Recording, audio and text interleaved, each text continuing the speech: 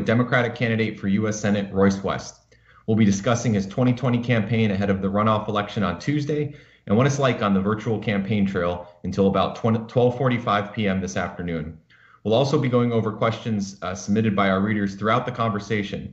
Before we get started, we want to thank our sponsors, AT&T, Blue Cross and Blue Shield of Texas, Texas 2036, and Walmart. We also want to thank KXAN for their media support. Though donors and corporate sponsors underwrite our events, they play no role in determining the content, panelists, or line of questioning. Finally, I'd like to introduce today's guest, State Senator Royce West. Senator West has represented Senate District 23 since 1993. In the 87th legislative session, he served as Vice Chair of the Senate Higher Education Committee and sat on the Education, Finance, and Transportation Committees. Last July, he announced his candidacy for the U.S. Senate. In March, West got the second highest vote total in the 12-way primary, sending him to a runoff against MJ Hegar, the retired Air Force helicopter pilot who has the endorsement of the Democratic Senatorial Campaign Committee. The winner of next Tuesday's runoff will face Republican Senator John Cornyn in November. Senator West, thank you for joining us today. My pleasure, Patrick. So there's no doubt this runoff has gotten a little contentious in the past week and a half or so. But first, I just want to talk about more broadly the moment that the country is in. Obviously, two of the big issues that have played out nationally, and you can even argue internationally, throughout this runoff have been the coronavirus pandemic, and then the death of George Floyd, the protests that followed, and the issues that came even more front and center in the wake of that. Just broadly speaking, when you look at those issues, can you tell me how those two issues have changed the campaign that you had maybe expected to run when you learned in early March that you'd be in this runoff? A great example in terms of how it's changed the campaign. You and I would probably be sitting down on a personal basis having this conversation, as opposed to it just being done by Skype. That's one great example of it. And obviously, the number of people that are hurting right now throughout this country and throughout the state of Texas. And frankly, at the beginning of the runoff election, I had to change my focus from the campaign, Patrick, to making certain I discharge my responsibilities as a state senator. And from that vantage point, I had to make certain that my constituents, who were essential workers, many of them essential and non-essential, that were being laid off, making certain they were able to get into the Texas Workforce Commission. You know exactly what the bottleneck was there, and people were calling me left and right. People also looking at issues concerning food and things like that. So I had to stop my campaign as a U.S. Senator, not knowing exactly how it was going to roll out, given that it had to be, we had another alternative. And from an vantage point, it wasn't until like mid-April before I could even focus with any certainty on exactly what we were going to be doing. And then we recognized that it would have to be a virtual campaign. And as a result of that, we've been able to go to all 254 counties, albeit by virtual town hall and communication, community forums. Right. When it comes to the response to the coronavirus, I'm sure as a state senator, you have some thoughts on how the state has responded and how Governor Abbott has responded. But when you look at the federal response, specifically what's happened in Congress, what's one or two things that you would have done differently from what Senator Cornyn has done over the past few months when you look at the policy or just the overall approach that Congress has taken to this pandemic? I would not be following Donald Trump over the cliff like Cornyn is doing. Frankly, everything that Trump is doing, he's pretty much rubber stamped, and he's been doing that pretty much his entire legislative career, unfortunately. And when you begin to think about the healthcare issue as an example, how many times has he voted against the Affordable Care Act? And so you think about the response that the president has had. And obviously he's the chief executive. He wants to make like this has never happened before. The issue concerning testing, John Cornyn was real slow and still is pretty slow at saying we need to have widespread testing and more persons being tested. And frankly, I hadn't heard him say anything about the hot spots within our communities, specifically the minority communities that are dying at a disproportionate rate than others. What are we doing in order to make certain that we get the statistics on that and in order to make sure we adequately address it? Now, again, I recognize that this is a pandemic that many of us have never witnessed before in our life. And a lot of times it's an issue of first impression. But even though it's an issue of first impression, we should learn by our mistakes. Trump has not learned by his mistakes. Cornyn is not saying anything, as far as I'm heard, and looking at the Tribune, about Trump's position on this issue. And the nonsensical approach that Trump has taken is kind of being seconded by Cornyn. You know, we shouldn't be wearing masks. When CDC, Trump's own administration, is saying that everyone should, in fact, be wearing masks, and then we use that as a divisive issue, saying people that wear masks are Democrats and those that don't are Republican. Nonsensical. We need to make certain we have someone that can pull people together as opposed to continuing to divide us. And that's the problem that we're having right now with not only the pandemic, but with coronavirus, but other issues also. On that second big issue I mentioned from the outset, George Floyd's death, what's something that, regardless of political gridlock in Congress, what's one policy you'd like to see come out of that, regardless of whether it could get passed in Congress or not? If you could pinpoint one ideal policy to come out of that. Patrick, let me answer your question. Let me give you a little background first, and also that those persons that are listening can understand my perspective on this issue. I have been an assistant district attorney in Dallas. I was the first ethnic minority to be a chief felony prosecutor. I ran for district attorney in Dallas County.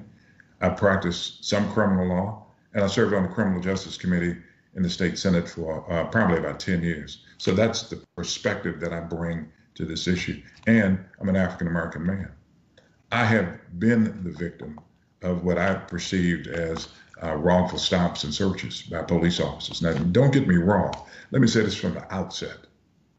I have a lot of friends that are police officers, and they want to leave home in the morning and go back home in the evening. But the problem is this. We have a few of these officers that misuse the power that has been entrusted to them by state law. And so, to answer your question, one policy that's not being considered in any great detail right now is the standardization on the use of deadly force across this country. We should not have 50 states with 50 different laws on when a police officer can use deadly force. You take a life in Georgia, it's just as valuable if you take a life in Texas. And so we should have a standardization of the law concerning the use of deadly force across this country. And the federal government should be able to suggest very strongly to states that they implement that standardization. Yes, it will be an uphill battle, but I'm used to uphill battles. When I passed the body camera law and the dash camera laws here in the state of Texas, it was an uphill battle. But we should be able to bring people together and agree that we shouldn't have different standards across this country on the use of deadly force. We shouldn't have different police policies in law enforcement agencies concerning the use of deadly force. That ought to be a conversation that all stakeholders have and we do something about. Is that something you think you can build consensus on with Republicans? And I know from the outset I asked you to name your ideal policy, so I won't try to make it too unfair. But if not that policy, is there another one when we talk about what is currently realistic in Congress that you think that can get done? Well, in terms of what the Senate agenda is, I wholeheartedly agree that it needs to be more substantive than what it currently is. Frankly, I couldn't even tell you what it is because it looks like Kool-Aid Light to me, okay? If we're going to be serious about this, you have 76% of people in this country that recognize that racism exists and that, yes, Black Lives Matter, in spite of what some of the politicians in the state of Texas will say, that the Black Lives Matter organization is a viable organization and some of their policies need to be looked to. Now, don't get me wrong, and I'll say, and there are always fringes within all organizations, like the Ku Klux Klan, like these white supremacist groups, but they're not considered communist groups. But let me go back to what you were asking.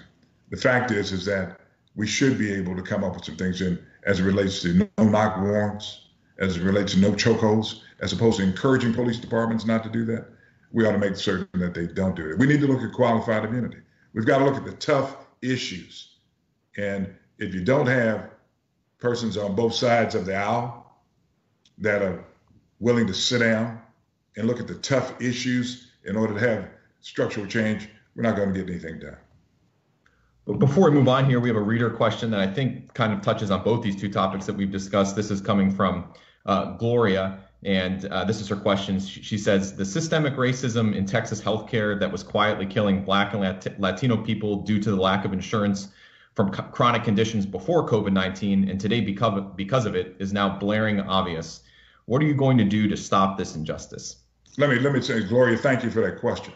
First of all, let me say elections matter. And I have worked feverishly in order to expand Medicaid in this state ever since President Obama passed the Affordable Care Act. The state of Texas could have received $10 billion a year if it had expanded Medicaid.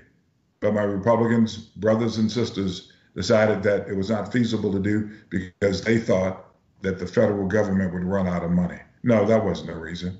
The reason was exactly what Mitch McConnell has said. He wanted to make certain that everything, number one, that Obama was a one-term president, and now he, along with Trump and Cornyn, are trying to erase everything that President Obama has done.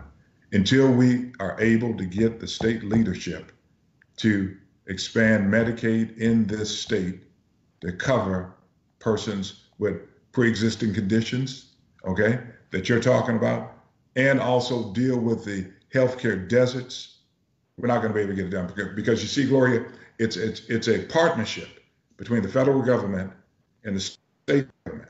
And if the state government is not willing to address this issue, it won't become a priority, and it will only continue to get some lip service, and that's about it. And I'm gonna tell you why I say that. When you begin to look at our budget, we always underestimate the Medicaid caseload, only to have to come back the next legislative session and pass what we call a supplemental appropriation bill in order to backfill the monies that were necessary, Patrick, in order to provide the monies for Medicaid. So, Gloria, the answer to your question is this. I will work with whomever, Democrats, Republicans, Independents, to make certain we put people in office who recognize the need to expand health services in this state and make it a priority. On the earlier, I talked about broadly the moment this country is in, more specifically on the political moment we're in. You and I talked for an interview a couple of weeks ago, and I think you've said this to other media outlets. You said you felt like the stars have kind of aligned for you in this runoff. Make that case. I mean, again, focusing, we talked a little bit about substance and policy, but on the political side of this, why do you think there is this momentum, on your side politically that you shared with me earlier?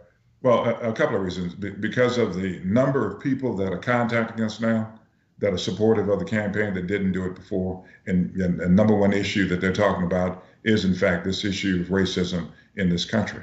And I think that more and more people, both Democrats, Republicans, and Independents, are saying, yes, Black Lives Matter. There was a political poll that 76% of America recognized that racism is alive and well in America, and we must do something about it. I think that because of my background that I just mentioned to you a second ago, and also my legislative track record, I show the sensitivity to the issue, not only the sensitivity to the issue, but doing something about the issue. Granddaddy told me a long time ago, and I told you this a couple of weeks ago, you can kind of look at what a person's done in the past to see exactly what they're going to do in the future. And when people look at my past, they know I have been tackling this systemic issue as well as systemic racism in terms of education, healthcare, you name it. I have been dealing with this issue across the board, and that I have the experience. People recognize that. The more people know about it, the more inclined they are to support me as the U.S. Senate candidate. How has your campaign been measuring that momentum? Obviously, we're in this virtual world where you can't always see, how many people turn out to an event or something like that. We still have fundraising, and there is still a gap there, at least as of the latest reports. But just tell me a little bit about the metrics that you guys are looking at in the end here, to support the argument that there is momentum on your side. Well, what we're looking at is the number of people that have been responding to the campaign and openly coming to the campaign saying that they want to be supportive. That's what we're doing. We don't have the $3-4 million that's been infused into this race the last couple of weeks. We don't have that, but we don't need it, frankly. We don't need it. And the reason that we don't is because we've been pretty good fiduciaries of the monies that we have in order to get our message out. And so we're getting our message out through social media networks, and we're getting responses back from them, from persons that we send information out to. And we have trusted messengers, state representatives, Democratic elected officials in Texas.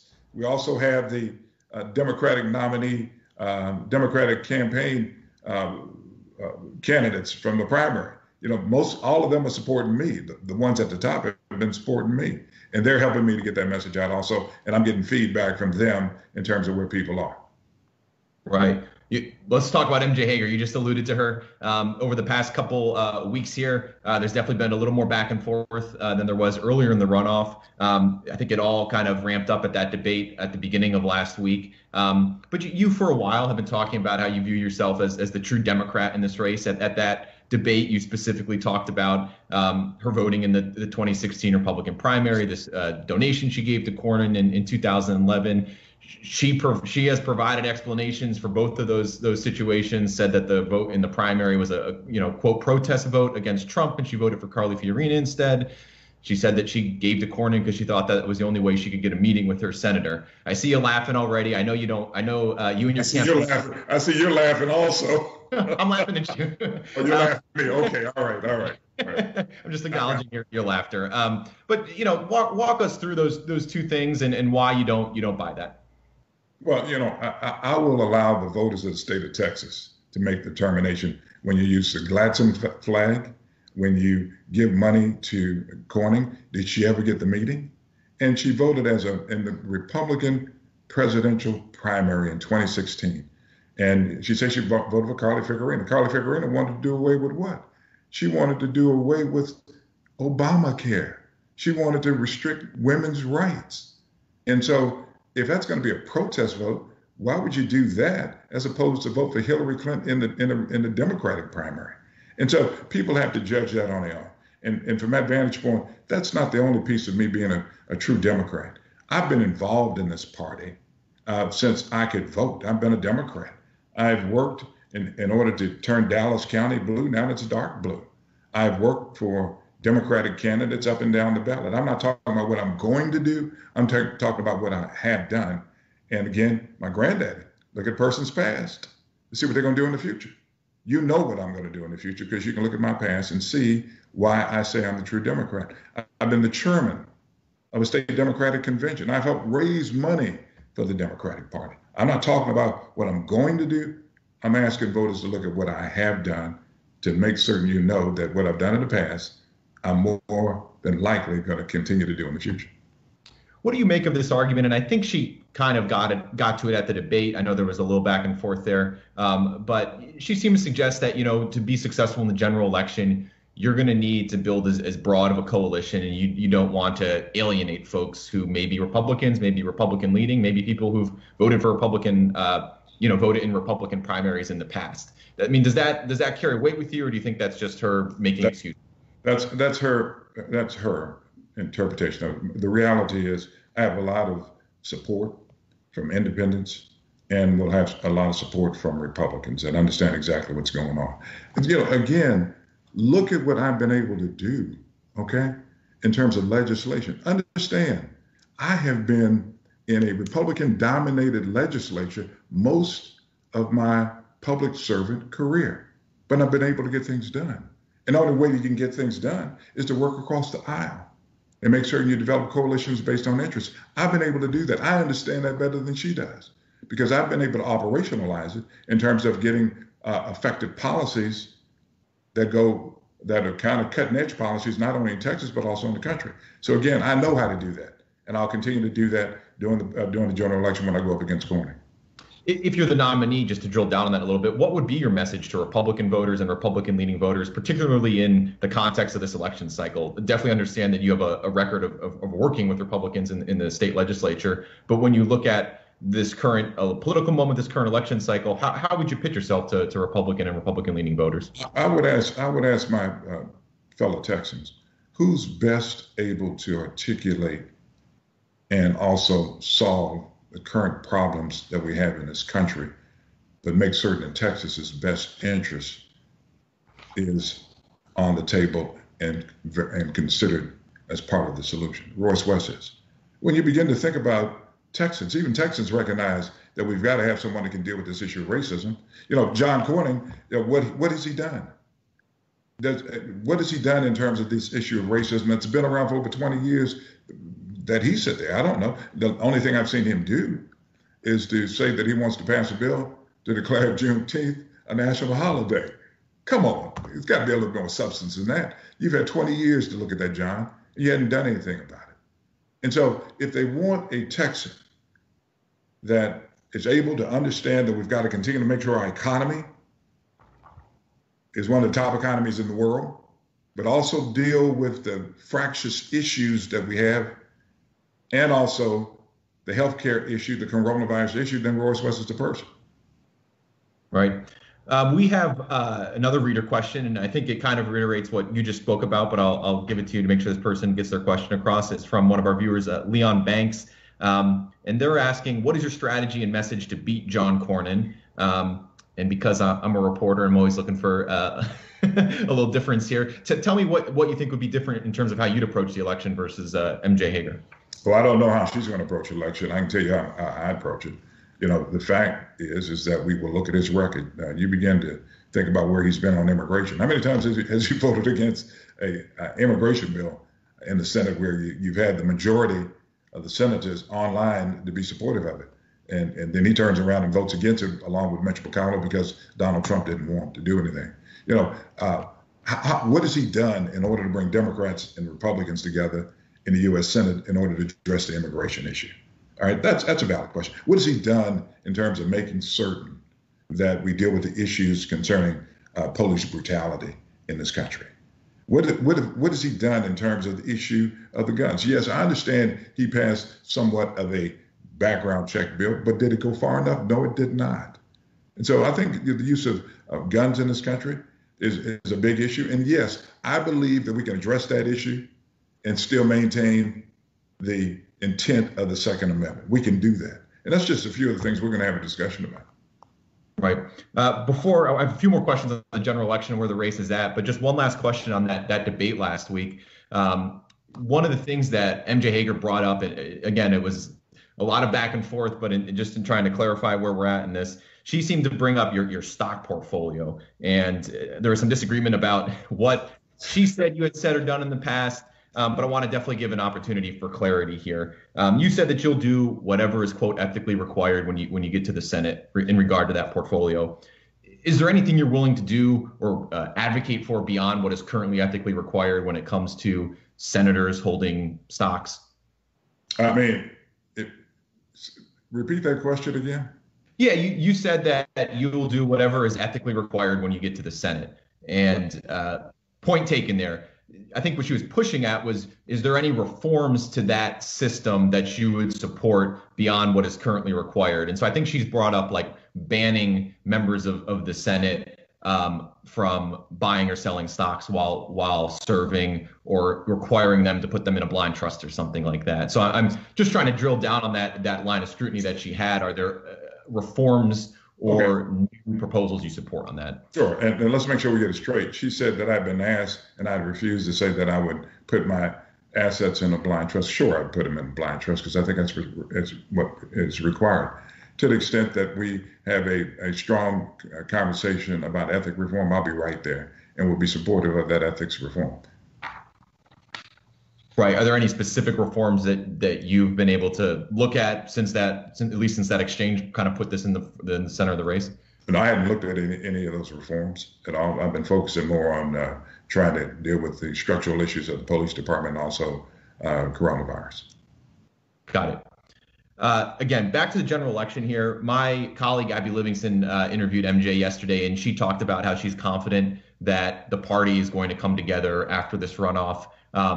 I'll pose that question to you as well. But there was also a notable kind of moment there where my colleague Abby Livingston asked MJ Hegar if she would campaign for you if you were the nominee, and if she'd want you to campaign for her if she was the nominee, and she didn't exactly say. So I'll give you those two questions. How confident are you the party's going to come together after this, and would you campaign for with MJ Hegar? Wait a minute, hold up. She didn't exactly say. Is that what she said? She said she's going to keep fighting for issues she cares about, like immigration and healthcare, in whatever form that may take. Well, so I'll say the same thing. I'll continue to fight for issues I care about, and immigration, healthcare, reforming of the criminal justice system, and for the Democratic Party, because it's important to win this fall. But would you, let me say it again. This is my response. My response is exactly what my response is. Okay. Okay, so you're in the same boat. You're going to continue to fight for those No, issues. I'm gonna fight for those issues. But what I will tell you is that if for some reason I don't win and MJ wants to have a conversation, I don't have a problem having that conversation. Okay, this isn't personal. This is not personal. So it's about who the best candidate is. And so I'm willing to sit down, visit with her, figure out whether or not we can campaign together. And if we can, we will. I think it's in the best interest of the Democratic Party that we're able to do that, because if we don't, then it's a recipe for failure. Okay, it's a recipe for failure. So persons will have to put aside their bruised feelings, come together, make certain that there's understanding on what persons' positions are on particular issues, and then move forward for the best interest of Texas and Democrats. Got it. And more broadly, just on the idea of the party itself being able to come together after this runoff, how confident are you of that, regardless of what you may do with MJ or anything like that? I think it's going to be very critical that MJ and I have conversations about it, because that's going to be very, very, very important in order to bring the party together. You know as well as I know that African Americans and Latinos and women and others are critical coalitions within this party. And if we're not able to bring those coalitions together, then it frankly is going to spell trouble for Democrats in the fall in Texas. Right. That's why it's important to provide leadership and say, listen, if you have bruised feelings, if I'm the nominee or if she's the nominee, I think whoever the nominee is needs to reach out to the other person and sit down and have a conversation, because I'm pretty certain that she will continue to have a base. I know I will have a base in Texas, and both bases will listen to us, and the majority of them will be swayed by exactly how we feel. Right. Fast forwarding to where we are today in this race, you alluded to this earlier. There is some late ad spending on MJ Hegar's behalf by she's getting some help from the DSCC. She's getting some help from Emily's list. What is your campaign doing in these final days to try to counteract that, or just deal with that? Well, I mean, it's David and Goliath. You know the story, okay? And I'm David. I've got a few stones, right? But we're going to make certain that we use those stones effectively and efficiently, and making sure we get our message out. And to the extent that we're able to get it out, I think we're going to be victorious on election day, or whenever the votes are finally counted. Right. What are the tools that your campaign is using at the end here to communicate to voters and to make sure that you're doing all you can to go up against that? Every tool, Patrick, every tool at our disposal. I'm not going to just kind of give you an itemization of all the tools we're using. That's ridiculous. I'll just put it this way. We're using every tool at our disposal in order to make certain that we do that. I'll just give you a couple right now. I'm trying to use in terms of the messengers that I have, okay? I mean, I've been endorsed by Joaquin Castro. Joaquin is helping me in the Hispanic community. I've been endorsed by Joe Moody out there in El Paso. I've been endorsed by Rodney Ellis, Jim Clyburn, Maxine Waters, Sylvia Garcia. I'm using those trusted messengers to help me get the word out in terms of why they're supporting me as a candidate for the United States Senate, in addition to other tools that we have at our disposal.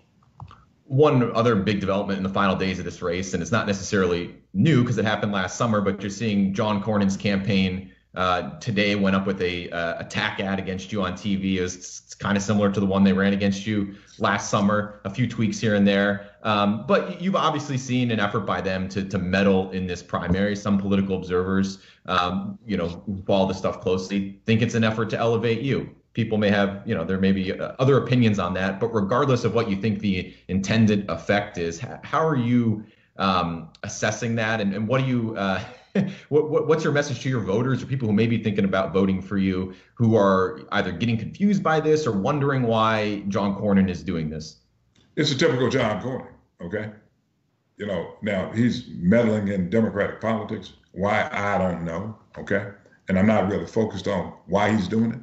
What I'm focused on right now is making certain that the roadmap, the blueprint that we've put in place in our campaign, that we are following that blueprint and that we're doing everything that we operationally have decided to do to make certain that I win. So whatever John Cornyn's doing and what his intent is, you got to talk to him. You ought to stop meddling now.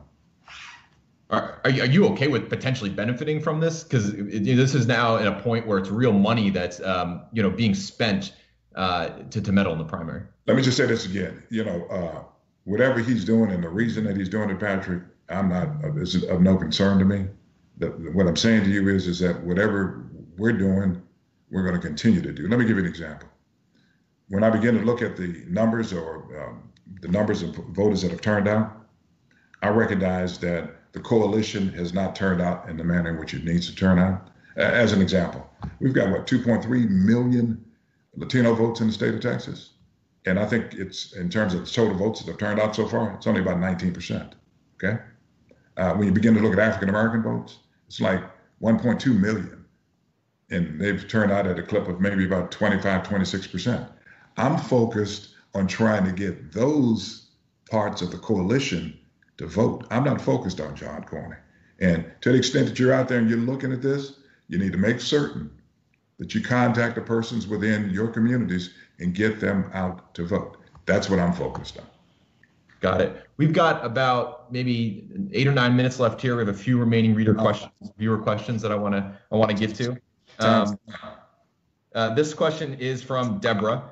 She says, you've been in the Texas Senate for a long time. Can you tell us about some of the legislation you have successfully worked on, which you are most proud? I know we touched on some of the criminal justice reform things you did earlier, but more broadly, what are some of your proudest legislative achievements? Deborah, I'm very proud of the criminal justice legislation, education legislation. I've been able to bring the first public university to Dallas, the University of North Texas at Dallas. It now has over 4,000 students.